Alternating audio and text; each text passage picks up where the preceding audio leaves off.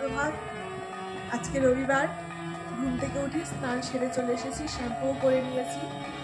আর যেহেতু সানডে তাই আজকে একটু বেরোবো।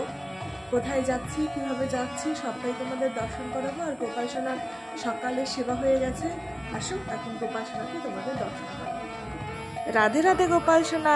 এই দেখো গোপাল সোনা একেবারে লাল রঙের জামা পরে বসে আছে। এখন 9টার সেবাটা আমি দিয়ে দেবো, আর তারপরে তাড়াতাড়ি করে রান্নাও বসিয়ে দিয়েছি। চটপট রান্না করে ভোগ দিয়ে প্রসাদ পেয়ে চলে যাব আজকে আমরা মন্দিরে। এই কাঁঠালটা বাড়ি থেকে নিয়ে এসেছিলাম। এ দেখো প্রসাদ হয়েও গিয়েছে, এখন বেরোবো। তৈরি হয়ে নিচ্ছি, আর একটু পরে বেরিয়ে যাব। এই যে প্রভুজি তৈরি হয়ে নিচ্ছে, পালিয়ে গেছে যাতে ক্যামেরায় আসতে না হয়। হরে কৃষ্ণ, রাধে রাধে। বন্ধু আমাকে পাত্তা দিচ্ছে না, কারণ কখনোই আমার ব্লগে আসতে চায় না। এ দেখুন কেমন চড়ে যাচ্ছে, মুখ দেখাবে না। যেরকম ওর মুখ আপনারা কোনোদিন দেখেনি। বন্ধু হরে কৃষ্ণ, প্রভু হরি বল। দেখেছেন, আর দেখাইলে তো কি হবে, ওর চিনে না তোমাকে। হরে কৃষ্ণ নেই, এই যে দেখাতে চায় না তাকে দেখার মজাই আলাদা। হরে কৃষ্ণ হরে কৃষ্ণ কৃষ্ণ কৃষ্ণ হরি বল হরি বল। বাহ, তিলক পড়েছে ভালো কথা, কিন্তু এই আয়নাটা তিলক ব্যবহার করে ওরই। আপনারা শুধু একটু আয়নাটা দেখেন, আমি কিন্তু বড় আয়না দিয়ে তিলক পরি, এটা ওর তিলক পরার আয়না। আর আয়নাটার কি সুন্দর অবস্থা, একদম তিলকে তিলকময়। ওর জন্যই বলে যারা হচ্ছে চন্দনের ব্যবসা করে তাদের আলাদা করে আর চন্দন অঙ্গে লেপন করার কোনো প্রয়োজন হয় না। আর বললাম জন্য পরিষ্কার করছে। আরে তিলকটা ধন্য, তোমার আয়না বলে কথা, আয়নাটা ধন্য। আমি তৈরি হয়ে নিচ্ছিলাম, তাই ভাবলাম ওকেও 1 সেকেন্ডের জন্য একটু দেখাই যে ও তৈরি হচ্ছে, কিন্তু পালিয়ে বেড়াচ্ছিল, আমার ব্লগে কখনোই আসতে চায় না। আর তৈরি হয়ে গিয়েছে, তাই একটা হাসির মোমেন্টও ক্রিয়েট হয়ে গেছে, সেটাই ক্যামেরাবন্দি করে রাখলাম।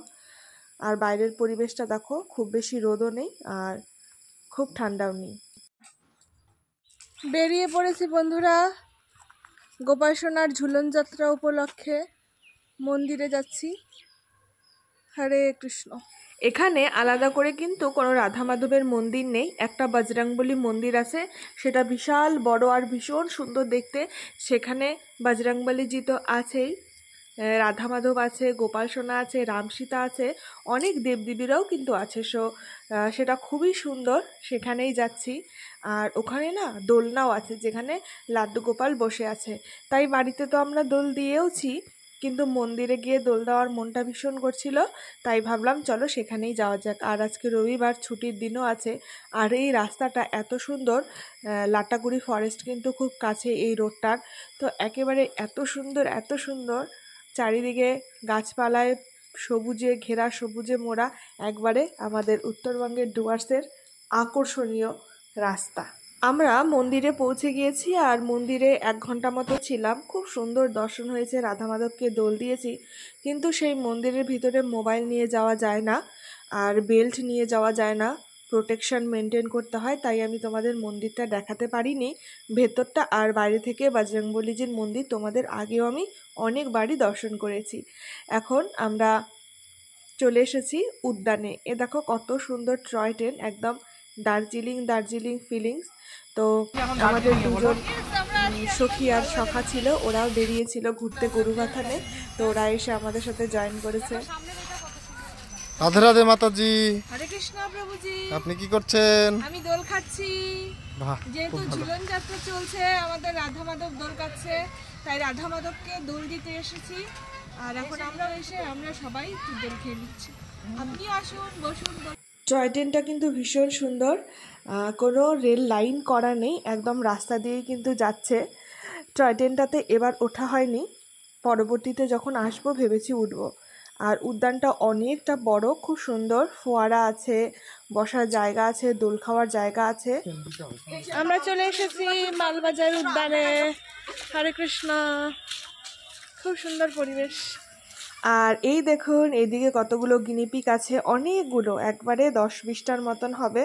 এদেরকে ঘাস দিয়েছে কিন্তু ঘাসগুলো শুকিয়ে গিয়েছে, তাই এই দাদাটা দেখা দেখি আমরা একবারে তাজা ঘাস তুলে নিয়ে যখন ওদের মুখের সামনে দিচ্ছিলাম একদম টপ টপ করে খাচ্ছিল। এই দেখুন জানালার ফাঁকা দিয়ে মুখ বাড়িয়ে দিয়েছে। যেহেতু টাটকা ঘাস ওরা খেতে বেশি ভালোবাসে, আর যেগুলো কেটে দিয়ে রেখেছে সেগুলো তো শুকিয়ে গিয়েছে। আমিও একটু ঘাস দিয়ে দিলাম, কারণ এখানে কোনো ভয় নেই, হাতে কামড়ে দেওয়ার কোনো ভয় থাকবে না। আর অনেক নানান রঙের পাখি আছে, বড় বড় খরগোশ সেগুলোও আছে। একটা ব্রিজও আছে, ব্রিজটাও দেখতে খুব সুন্দর। এখানে যদি কেউ সিনেমাটিক শ্যুট করে প্রি ওয়েডিংয়ের জন্য সেটাও কিন্তু খুব সুন্দর হবে। আমরা তো আর ব্লগ বানাতে যাইনি, যেহেতু ঘুরতে গিয়েছিলাম, তাই টুক করে ব্লগ বানানো ওই আর কি। কারণ যারা প্রফেশনাল ব্লগার তাদের ব্লগ করার ধরনই আলাদা, দেখবেন কত সুন্দর করে তারা ভিডিও ক্লিপগুলো নিয়ে থাকে। আর এখানে কিন্তু এক্সারসাইজ করার জন্য অনেকগুলো জিনিস আছে। প্রভুজি উঠে পড়েছে, একেবারে এখানে এক্সারসাইজ করছে, একেবারে মনে হচ্ছে সব ওজন কমিয়ে নিবে। এটা একটু ভয়েরও ব্যাপার আছে, কারণ একবার যদি ভুল করে কেউ পড়ে যায় তাহলে কিন্তু খুব ব্যথা পাবে। আর এইদিকে আমাদের ঝুমা সখী, ও উঠে এখানে দৌড়াদৌড়ি করছে। আমি সুন্দর করে আগে সবার ভিডিও করে নিলাম, তারপর এবার আমিও যাব একটু, আমাকেও তো একটু এক্সারসাইজ করতে হবে। সকলে মিলে এক মুহূর্তের জন্য আমরা ছোট বাচ্চা হয়ে গিয়েছিলাম, আর এত সুন্দর করে আনন্দ করেছি, মজা করেছি, খুবই ভালো লেগেছে।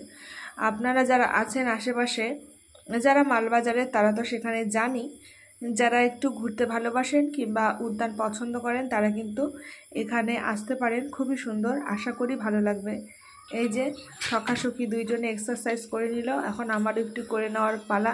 একটু ভয়ই পাচ্ছিলাম, কিন্তু উঠে যাওয়ার পর ভারী মজা লাগছিল, খুব সুন্দর। এভাবে এক্সারসাইজ করলে আমি তো একেবারে স্লিম হয়ে যাব, যেটা আমি কোনোদিনও আশা করি হতে পারবো না। তারপরে এখন এখানে একটু রান করার পালা, কিন্তু রান করার জিনিসটা অতটা স্পিরিট নেই, তো একটু চেষ্টা করলাম কিন্তু এখানে হচ্ছিল না। লাফালাফি ছোটাছুটি করলাম, ঘেমে তো একেবারে গেছি, তবুও খুব আনন্দ লেগেছিল। মন্দিরেও সেই সময়টা একদম একান্তে কাটালাম, আর এখানেও খুব ভালো লাগছে। এই যে সখী একেবারে সমস্ত জোর দিয়ে ব্যায়াম করে নিল। এখন চলে এসেছি আবার দোলনার দিকে। একটা দোলনা ফাঁকা পেয়েছি কোনো মতো, আর সখী গিয়ে টপ করে দোলনাটা বুক করে নিয়েছে। ছোটাছুটি তো অনেক করলাম, আসুন এবার চারপাশটা আরেকটু দেখিয়ে দেই। এই দেখুন খুব সুন্দর সবুজে মোড়া। তারপরে আমরাও দোলনা ফাঁকা পেয়ে গিয়েছি, আর যেহেতু ফাঁকা পেয়েছি তাহলে তো আর ছাড়ার লোক নয়। আমরা 4 জন গিয়েছিলাম, আর 4 জনে মিলে 4টা দোলনা বুক করে নিয়েছি। এ দেখুন আমাদের 25 বছর পার হওয়ার পরে যখন আমাদের সেই শিশুটা আমাদের ভিতরে জেগে ওঠে, তখন আমরা যা করি। দোলনাগুলো কিন্তু বাচ্চাদের খেলার জন্যই আছে। আর এই দেখুন আমাদের কাণ্ড। তবে খুব ভালো লাগছিল, মাঝে মাঝে কর্মব্যস্ত জীবন থেকে একটু বেরোনো, একটু আনন্দ করা, এটাও দরকার, মাইন্ডটা ফ্রেশ থাকে।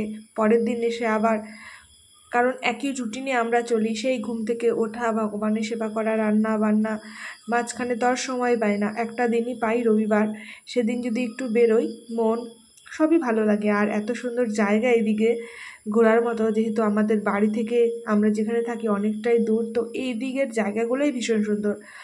সাধারণত যদি রাস্তায় বেরোই, এত সুন্দর চা বাগানে ঘেরা, এত সুন্দর গাছ, খুব ভাল লাগে। এই দেখুন এই ঝাউ গাছগুলো কেটে কেটে এখানে লাভ বানিয়েছে, এটাও দেখতে খুব সুন্দর। আর এই সাইডে দেখুন ঝর্ণাও কিন্তু আছে। এই মহিলাগুলোকে তো প্রথমবার দেখে আমি সত্যি ভেবেছিলাম, তারপর দেখি না স্ট্যাচু। আর ওই দেখুন দূরে ইউটিউব ভিডিও মনে হয় শ্যুট হচ্ছে, ওরা বিশাল লাউড সং দিয়ে দিচ্ছিল, সং দিয়ে দিয়ে ভিডিও করছিল, তো সেটা মিউট করে দিতে হলো। আমরা এখন ঘোরাঘুরি পর্ব সম্পূর্ণ করে নিলাম। আমাদের কেমন লাগলো বন্ধুরা আপনাদের? খুব ভালো, খুব ভালো।